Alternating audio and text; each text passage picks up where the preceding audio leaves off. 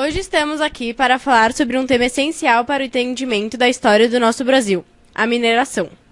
Portanto, vamos expor o conceito, relacioná-lo com o nosso país, explicar as consequências do processo, apresentar detalhes importantes, como a administração das minas e, finalmente, demonstrar os motivos que levaram ao declínio. O que foi a mineração no Brasil? No Brasil, a mineração se identificou pela extração, principalmente de metais, nas regiões de Minas Gerais, Mato Grosso e Goiás, que inicialmente trouxe consigo um enorme fluxo de população, que procurava enriquecer. Para demonstrar isso, há de se falar que nos 60 primeiros anos do século XVIII, 600 mil pessoas saíram da metrópole para a região mineradora. E assim, em 1709, 30 mil pessoas estavam envolvidas em atividades mineradoras, agrícolas e comerciais.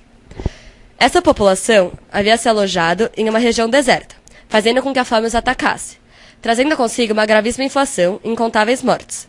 E assim, muitos locais foram abandonados pelos mineiros.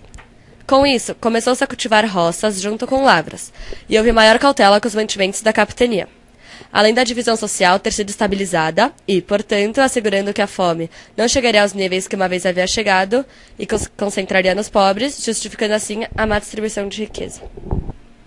Este mapa ilustra a Estrada Real, onde estão expostos os diversos caminhos construídos no Brasil colonial no século XVII, que permitia a circulação das mercadorias direcionadas ao litoral para que assim pudessem chegar a Portugal por meio dos navios.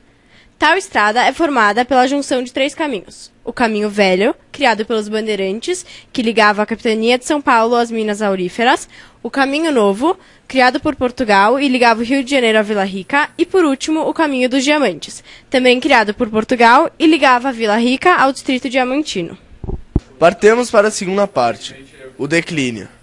Há de se citar outro evento festivo onde houve expressão da arte barroca para passar uma imagem de algo que não era verdadeiro.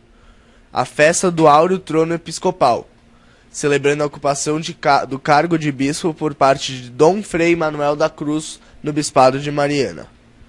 Este já sabia que sua chegada causaria festas e muitos gastos, portanto, tentou abafar a notícia, porém inutilmente, pois a festa ocorreu de fato e foi extremamente luxuosa. Quais foram as consequências da mineração? Shirley, é com você. Entre tantas, as principais consequências do processo minerador são o deslocamento do eixo econômico e político do Nordeste para o Centro-Sul, o aumento da população, a urbanização, o crescimento do mercado interno pela integração econômica com outras áreas da colônia e o alto custo de vida na região, gerando inflação. A administração das minas tinha como principais funções cobrar tributos, como por exemplo o quinto, que era 20% de todo o ouro extraído, destinado à coroa portuguesa, a captação, que era o valor cobrado por cada escravo, distribuir datas, que eram os lotes auríferos, e impedir o contrabando, por meio, por exemplo, das casas de fundições, que transformavam o ouro em barras e já o quintavam.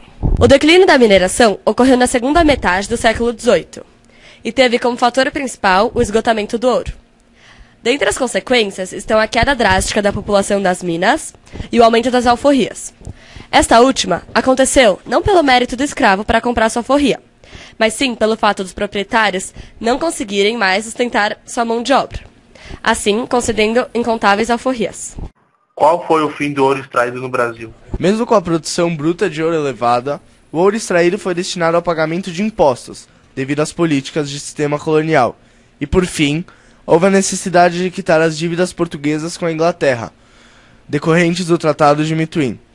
E aquilo que sobrou foi utilizado na Revolução Industrial de Portugal. Depois dessa viagem pela história do nosso país, podemos finalmente concluir que, no fim das contas, foram poucos os mineradores que conseguiram enriquecer, e nem Portugal conseguiu lucrar muito, pois o dinheiro foi parar nas mãos da Inglaterra. As festas barrocas passaram a imagem de riqueza e igualdade social, e por um momento foi isso que a população sentiu. E assim concluímos a nossa perspectiva geral sobre mineração. Tchau, pessoal!